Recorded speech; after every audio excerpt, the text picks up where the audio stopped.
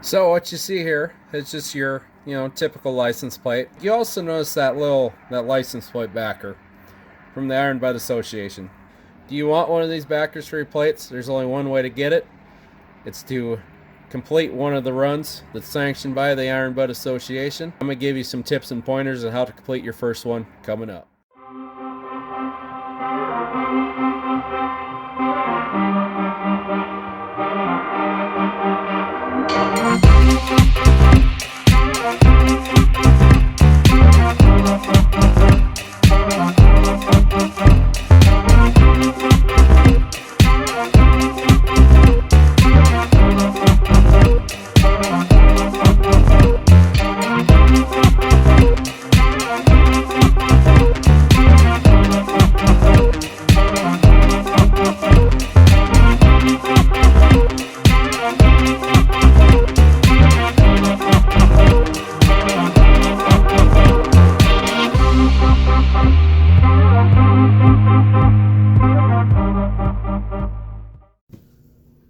Well, hello everyone again. This is Clutch from Sodak Motorcycle Blog.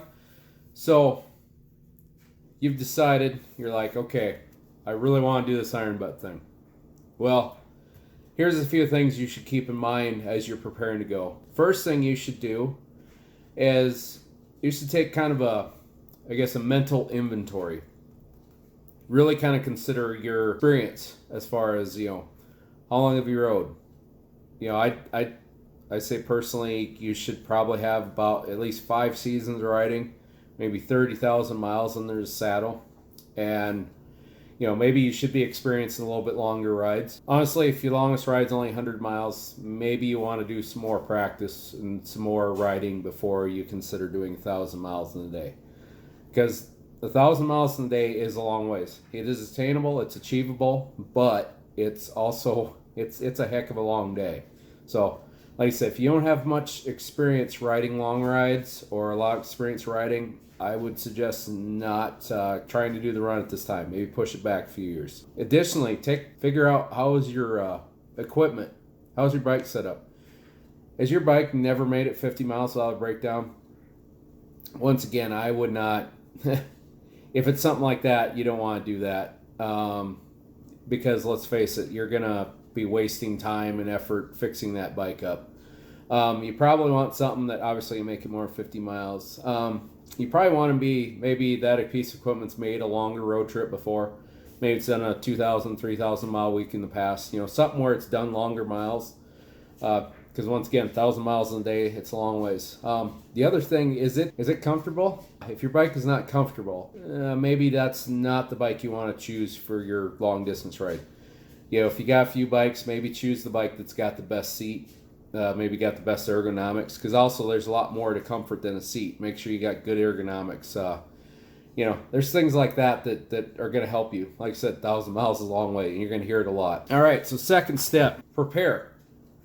And here's one part you're preparing. Spend some time learning about the qualifications from the website. Go to the Iron Butt website, thoroughly read everything they want for the qualifications, thoroughly read everything. Because there's some little things that, if you don't pay attention to, they could cost you dearly on your run, and you don't want to go through all that riding, do that 1,000 miles, and come back and the Iron Butt Association rejects it, because now you've just wasted that ride. So you want to be prepared. Read all the information about it. Get on the forums. Hear from the forums. Sign up. Find it. Go find the group on Facebook. I've posted a link here. There's some good information there.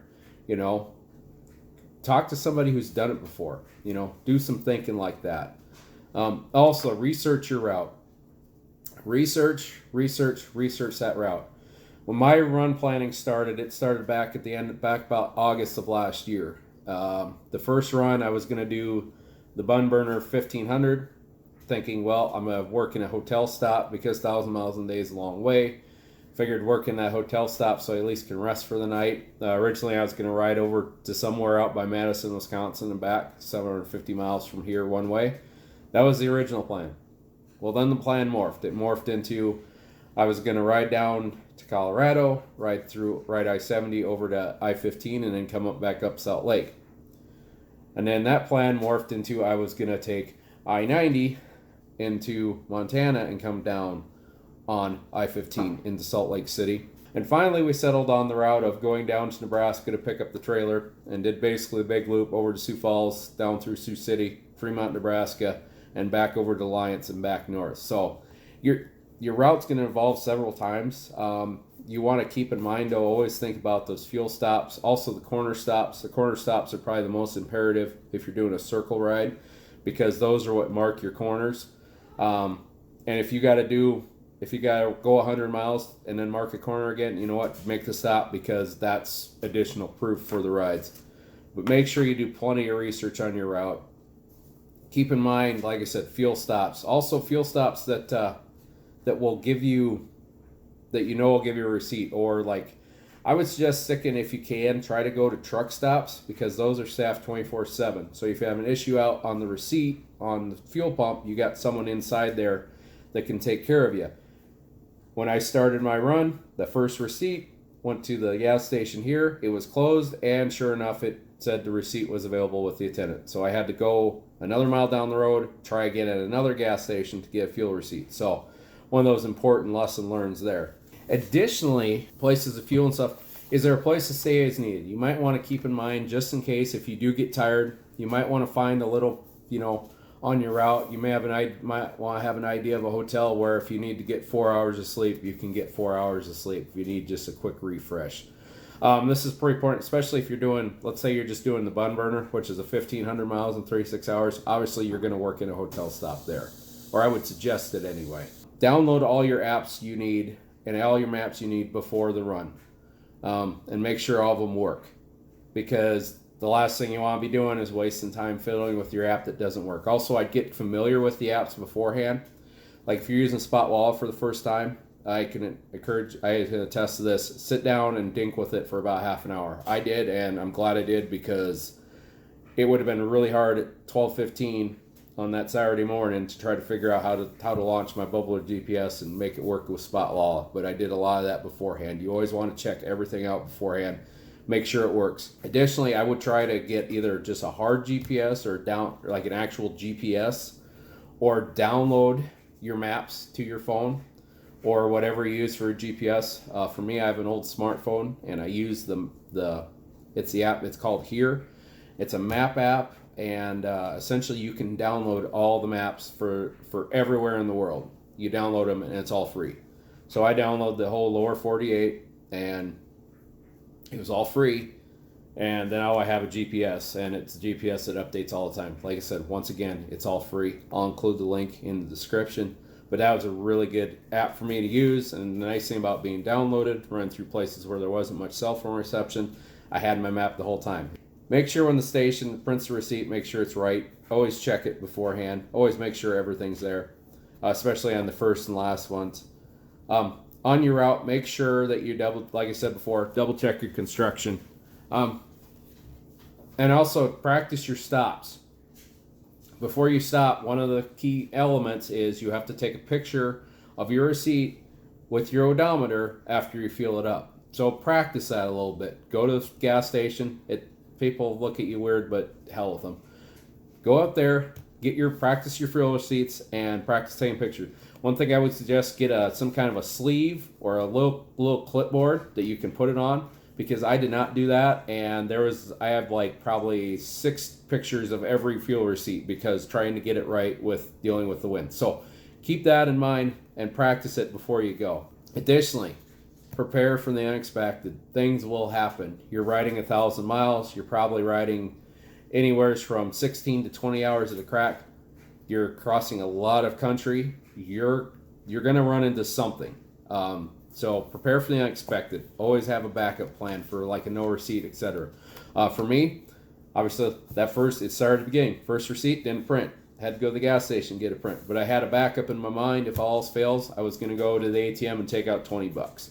So when you're sitting there looking for your receipts, your fuel places, whatever, maybe kind of make a mental note of ATMs around there, places around there where you can get dated time receipts, because those dated time receipts are everything with the Iron Butt Run. Additionally, for those unexpected things, like I said, I've downloaded the Bubbler GPS app that feeds the Spot Walla. I would download that just so you got a backup plan. But things will happen. You're gonna deal with some weather. Or something's gonna happen. Something weird's gonna happen. I'm guessing it does for everybody. I'm sure every other person that's done one of these runs can attest to it. Something will happen, so make sure you're kind of prepared for it. As far as packing, make sure you pack water. Make sure you take at least, I think they say at least a half gallon of water. I actually just went down to Walmart. I bought a gallon of water and I just put it in saddlebag. Having that gallon of water is going to help you out, because if you get to a long stretch where you ain't got nothing to drink or anything, you know what? At least you got that there so you can keep yourself hydrated, because you're going to get dehydrated doing this run and you're not even going to think about it. I'd also pack something easy for food. What I did, I bought a box of Pop-Tarts, and that's what I used for my food, so I didn't have to buy anything at a gas station. Granola bars work, something like that. You want something to just kind of, it's not going to be the best meal you ever had, but you know what, there's times where it's like all you need is just something you can eat quick. You know, I can wolf down a package of Pop-Tarts in about 2 minutes pretty easily. So, you know, that makes your stops a little bit quicker. Also, I would suggest take something to drink other than water. If you like coffee, take a thermos of coffee. You know, in my cooler, I had it packed. I packed up. I had quite a few cans of Diet Mountain Dew. I just kind of guesstimated and just took a bunch. I mean, I think I still had like 4 or 5 left, but you know, I figured, well, you know, better to have a bunch than nothing at all. You know, and it's nice, little breaks things up. For those of you, a little note on that, for those of you who've heard about, you know, oh, you can't drink coffee or nothing on the run, that's actually a load of crap. Kind of what happened there is there was a writer, wrote for a magazine, he did the run, and he embellished quite a bit. Like, you know, said he was, you know, going between 140 miles an hour and 80 and could barely keep the bike up, and had to just chug energy drinks to keep going. And no, you can have a cup of coffee. Let's be honest, if you're someone who just drinks coffee regularly, do it. The biggest thing is you don't want to use it to rely on. Do not use it to rely on keeping you awake. If you're like exhausted and you can't go on, stop. Don't just go, oh, I'm gonna drink another cup of coffee and be fine. No, just stop. Stop, and you know, if you need to, stop, do something. If you need to take a walk, whatever. During the ride, here's the thing. Don't rush.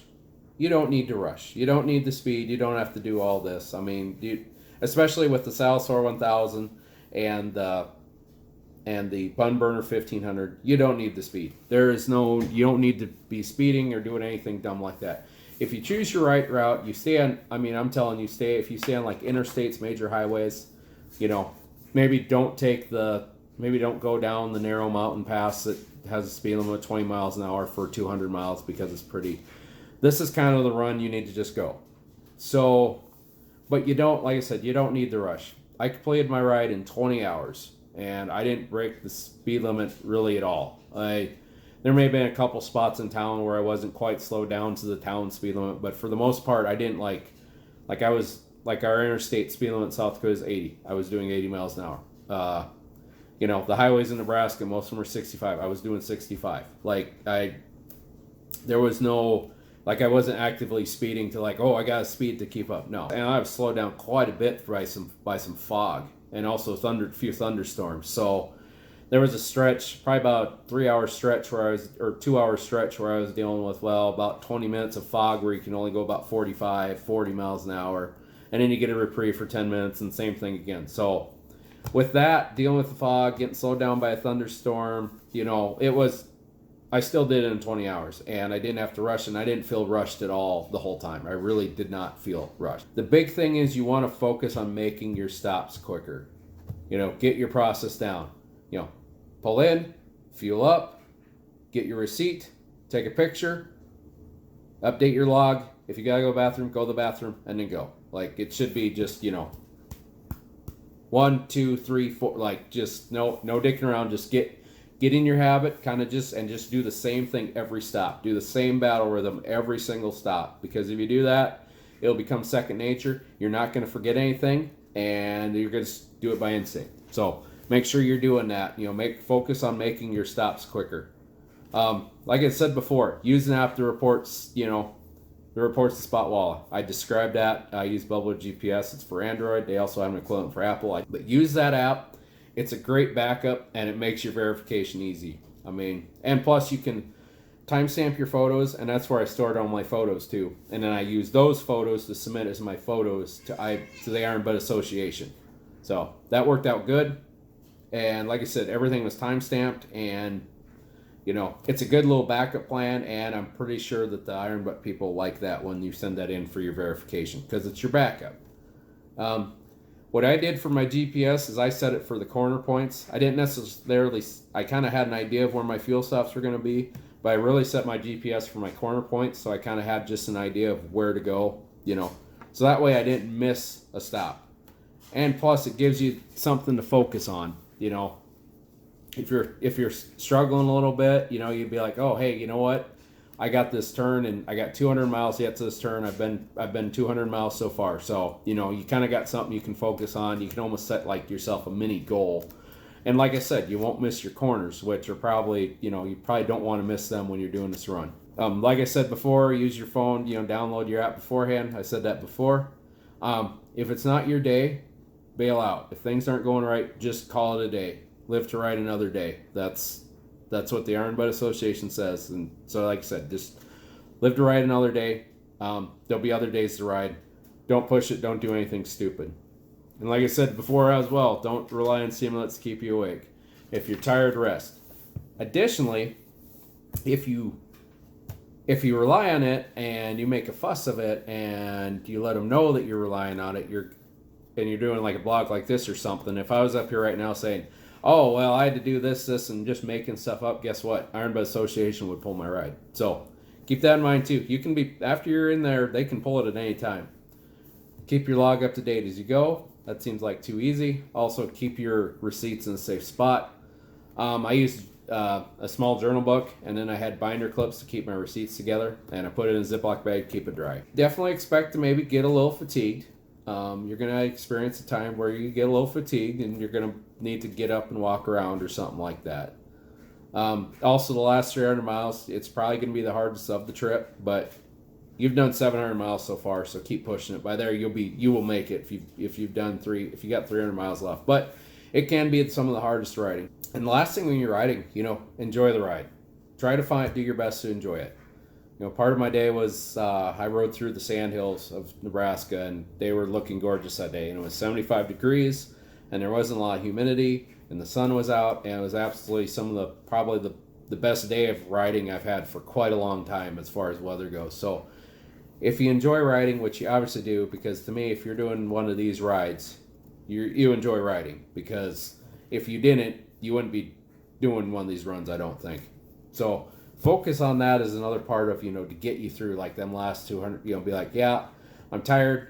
I am ready to be done with this ride, but you know what? I'm still riding and I enjoy it. So when you're done with the ride, obviously you want to get all your supporting documents together. I mean, when you get home, secure all those, get those somewhere where you know where they are, where they're going to be safe. Because obviously when you get home, you're going to be shot. But make sure you get those. That's why you keep everything together throughout the run, so that way it's all in the same spot, all in that Ziploc bag. So all I had to do that next morning is go out to the bike, grab them out of the bike, and I had them. I would say this: if you can, submit it electronically. It speeds up the process. I submitted my application on the Sunday before Memorial Day, and I had my email notification by the next Monday. So 8-day turnaround, I had it approved. I think it was another about 2 weeks by the time I got my pack. Because what you do when you submit electronically, then they email you, tell you it's approved, and they give you the link to go buy your package to make the payment. So, like I said, I would say electronic's the way to go. I would say that's the way to go. Don't submit your originals, just your copies. If you submit electronic, obviously that's not going to be an issue, but make sure you just submit the copies. Keep your originals. And also be patient. It can take some time. And like I said, I was one of the lucky ones. I had my notification in 1 week, but I've seen people that have been waiting for a few months for theirs at least. So be patient on that. And I guess another thing for me, plan the next one. I'm already thinking about the next one. I don't know. It's one of those things if you really enjoy it, and I must really enjoy it, because all of a sudden I did this and now I'm like, the next day I'm already thinking about what I'm going to do next. So I don't know. There's quite a few options you can do once you do your first one. Just if you're bored, just take a look around and go. They have what's called the big list, and they've got all kinds of rides. They've got coast to coast rides. They've got interstate end to end rides. They've got border to border runs. I think I'm hoping maybe next summer will be settled down enough where there's not border restrictions anymore, and I'm thinking maybe a border to border run might be in my future next summer. I guess we'll see and we'll find out. My final thoughts on this big thing is, don't let stupid thoughts stop you from doing it. And here's what I mean. Before doing this, I had years where I was just like, I wanted to do this, and I've been wanting to do this for probably about 5 years now. A couple years after I bought my Goldwing. And I had this stupid thing I was trying, like I wanted to find someone that I could ride with, that I could trust, and I could, all these stupid rules, and that's dumb. Just the best bet, if you want to do it, plan out the ride and just do it. Just do it. Plan out the ride. If you got the mileage experience, if you think you can do it, plan out a ride and just do it. That's all you got to do. I mean, stop waiting around. Stop making stupid excuses. Because honestly, you're not getting any younger. And that's kind of what I got to last August. I just kind of finally said, you know what? I'm not getting any younger. I was 30. I mean, granted, I'm not that old. I'm only, I just turned 38 in May. But still, it's like, I'm not getting any younger. It might be a good time to do it. And I would consider maybe doing it on your own. Unless you got someone you ride with that you really trust, that can ride good. But let's face it, for the most part, and also you probably want to make sure that there's someone who's rode long distance before. Because if they haven't, it may not, you find out a lot about people you ride with when you go a long ways with them. Trust me, I know from experience. So if you go on your own, you generally ain't got to worry about someone else. All you got to worry about is yourself. And also, last thing is, when you're doing this run, be safe. Don't do anything stupid. Just finish the run. Don't just, this should be the day that you're your most mannered riding you ever been in your life. You want to be damn near forgettable when you're riding on this day. Don't get mad at the tailgater. Don't get mad at the guy that cuts you off. Just focus on your task. Focus on your task at hand and just get it done. Hopefully these few tips here will give you some success in your ride. Make sure you go back and take a look at the What I Learned Iron Butt video that I did 2 weeks ago. And I'll put a link here at the end. I'll put a link here at the end of the video. Take a look at that. Just kind of some things I learned with the run. So, until I see you again, this is Clutch from the Sodak Motorcycle Blog.